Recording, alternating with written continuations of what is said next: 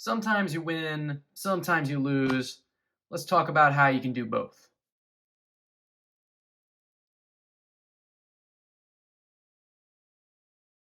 What's going on, guys? Joe R, Vintage Pokemon, with a strategic BGS return video featuring our new playmat. This is the Caterpie playmat from the Pokemon Center website. Can't see the Caterpies. He's in like the bottom left and top right corner, but it's a nice green color. I like it. So we have ourselves a strategic return video, and I say that because when we submitted these cards, if you saw the submission video, we submitted cards that we did not think would do as well as we wanted with PSA, but for the way BGS grades cards, we thought they would do better with BGS. What we mean by that is there's usually something wrong with each of these cards in this stack, but with that being said, if only one aspect of the card has a problem and the other aspects of the card are strong, the way BGS grading works is that the card's grade can be pulled up. And that's what we did with this particular set of cards. First one up for us is a Dark Dugtrio, and it got a BGS 9.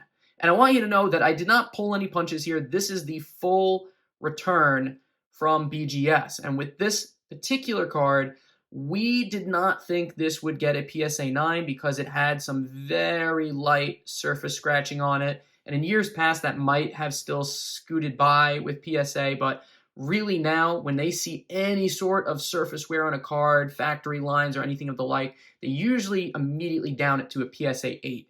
This card with BGS, on the other hand, they look at it, they say, it's minor surface wear. Everything else is really strong on it. Look, the centering got a 10. That's awesome.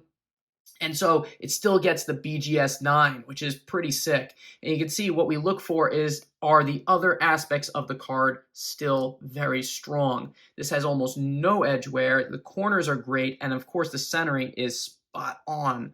But the surface, just dinging it a little bit, still awesome. It gets that BGS 9. And we didn't really think this would pull a PSA 9. We thought it would get a PSA 8. And you can see there is a greater value in this being a 9 with BGS than with it getting the 8 on PSA's side of things. And of course, grading is opinionated. I think a lot of people don't like BGS. A lot of people don't like PSA. Some people like CGC. And so for that reason, this video is mostly about getting our money's worth. This is a value sort of video. So don't look at this as, oh man, what are you doing? Get the card, not the grade. Sometimes it's helpful to try to make a little bit of money so that you can buy the things that you actually want. Most of my collection is PSA, but I do have some really, really nice BGS cards in my collection that I really love too. Next up, we've got ourselves, an 8.5 on this Moltres. And I gotta tell you, the reason why this is a super awesome grade is because I didn't think this would get a PSA 8. With each of these cards, I typically thought it would be one grade lower than what I would expect with BGS. So I thought for sure this was going to get a PSA 7, 6. It had a lot of surface wear on it. The edges weren't even perfect on it, but it was still really clean. So I thought that it could score a BGS 8. Pulling in an 8.5, the centering is really good on this again. And I did notice that. I noticed that the centering was really good. The corners were pretty sharp still. It's just the edges and, of course, the surface. And that is exactly what I suspected. And when it comes to BGS 8.5s and PSA 8s, they tend to be really close to each other anyway. So if I thought this was going to get a PSA 7, I'm better off going with BGS to try to get a little bit more monetarily. And this is not a card to just sneeze at. I mean, it's a first edition Fossil Moltres. This is a heavy hitting vintage card. So really, really nice that we're able to pull that through. And you can see this is what the back of the card looks like. Maybe a little bit more edge wear. You can see there's a little bit of white dot there in the corner. So not quite as clean as the Dugtrio, but still a really sick card. So we've got that one in our pile right over here. Next up, we get a Meganium. And I got to tell you, this was a PSA 8. And I took a shot at it. I said, maybe this could get a BGS 9. So it gets the BGS 8.5. This one is probably going to more or less break even with what a PSA 8 would be worth. So I'm happy with it. You can see the surface was the problem when it was a PSA 8, and the surface is still what BGS is calling the problem now.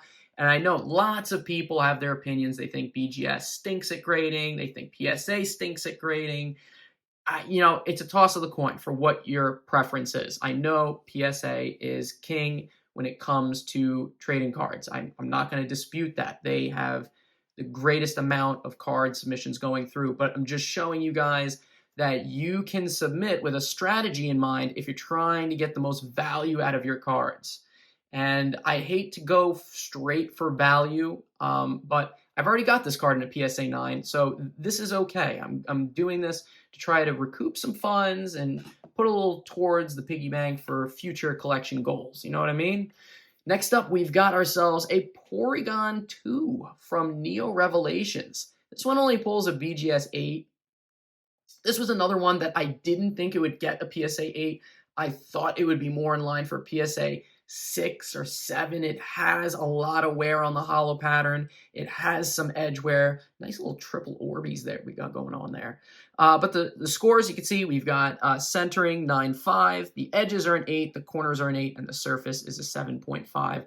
So this is basically what I thought we were going to get. I think anything higher than this would have been very lucky. And I think BGS scored this pretty properly, all things considered.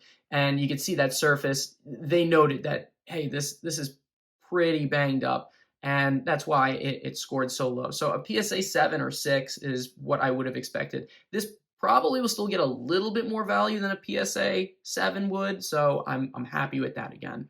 So there we have our Porygon II. Next up, let's see what's up. We got 3 cards left. An Ente, rocking an 8.5. Again, all of these cards had a very common issue. They all had a little bit of that surface wear. Ooh, nice swirl there. And you can see that we're getting knocked for it again. We got a 7.5 on the surface. 9s across the board for everything else. So that's really cool. You'll notice, by the way, that 7.5 is pretty far off from the other grades, but it still managed to pull the 8.5. If a card has one aspect of it that's more than 1 grade point away from the other subgrades, it gets pulled up a full +1 instead of just a 0.5. So because these are all 9.95s, that being a 7.5 gets pulled up a full grade. So this is an 8.5 unlimited Ente from Neo Revelations. That's a heavy hitter right there. So that's what's going on with the subgrades. If you ever noticed that you feel like, oh, well, why'd that get pulled up so much? That's the reason. And we get another 8.5. This Raichu here, man. These are cards, I thought they would score probably around a PSA 7. So BGS is helping us out here. They're pumping it up 1 full grade more, if not more than that, from what we would have expected with PSA. So we're doing really good with what we would have expected for PSA compared to what we're getting with BGS. And this is how you kind of play the trading card game if you are looking to get the most value out of your cards. Because some people just submit with one company. And I think it's actually pretty smart to look into the different companies for what you would expect the grade to be. And it comes with practice. So if you grade a lot with each company, you can kind of get a feel for what to expect. And again, PSA, they tend to zone in on, if there's a flaw, they're going to zone in on that one flaw. And that's the grade that the card is going to get based on that flaw. That's, at least from my experience, what happens a lot of the time. So if I thought this was going to get a PSA 7, but I thought that all the other aspects of the card were stronger for the corners, the edges, and the centering, then I go with BGS and it pulls the whole grade up. You can see we've got ourselves an 8.5 there. Again, the other subgrades are a full grade higher than the 7.5 on the surface, so it gets pulled to an 8.5. Okay, and we got one last card. This is a heavy hitter right here, and so I'm very curious to see what it would get. I thought that it would score about a PSA 7, and so I opted to go with BGS to see if we could maximize things. You could see the centering, not too bad. Very clean edges. You can see there's a little bit right there, but otherwise the rest of the card looks fairly clean on the backside. It was really the surface that did it again, and boom! Oh, that is a sick card. We've got ourselves a BGS First Edition 8.5 T17 Tlosion. That's one of the biggest cards in the Neo Genesis set right there. That's what a lot of people consider the Grail card, or one of the Grail cards, right up there with Lugia. Beautiful hollow pattern, but super, super easy to get scratched up. That is the problem with this thing. It gets scratched so gosh darn easily. And look at that. It's the same thing again. 9, 9, 9, 5, 7, 5 on the surface. We knew the surface was a problem. We knew the other aspects of the card were really strong. So going with BGS probably helped us to get a full 1.5, if not more, grades higher than what PSA would have given us. And that earns us a lot of extra money. The difference between a PSA 7 and a BGS 8.5 is pretty substantial. And if we're talking a PSA 6 to an 8.5 with BGS, I mean, man, that is a huge difference right there. So that's a big, big win for us. You can even use this strategy when it comes to buying cards online or on eBay. You can look for cards with similar aspects, strong back, good centering, but the surface is a problem. So you can grab yourself like a PSA 6. It's a strategy. You can go for it. You just got to be careful with how much you're spending sometimes on these things, because this is still a very expensive card no matter which way you flip it. So we had some really solid wins there with BGS today, guys. But we do have one big fail. One big fail, and I do want to bring it up. We've seen this before, actually. This is the second time we've tried this bad boy right here. I wanted to slab this Jumbo Koro Charizard, and I tried to make their lives really easy. Really easy. I put the literal exact label that this card should have, because I've seen it sell online. It's been listed on eBay for sale. So I looked up exactly what the label should be. I put exactly what all of those cards that have been slabbed are labeled as. And once again, they refused to grade it, citing it as questionable authenticity. Now, I've said this before, this card is real. It's 100% real. I don't think it's an issue of questionable authenticity. I think the real problem is that because this is not a common size for jumbos, especially in modern these days, I think the bigger problem is that whoever's grading these or going to slab it, they just don't know what size case it goes in. They're taking a look at it and they're like, what do we put this in? And I think that's the issue, because you'll actually notice they did grade it. They tried to. Someone graded it. It looks like this got like an 8 or an 8.5 even for centering.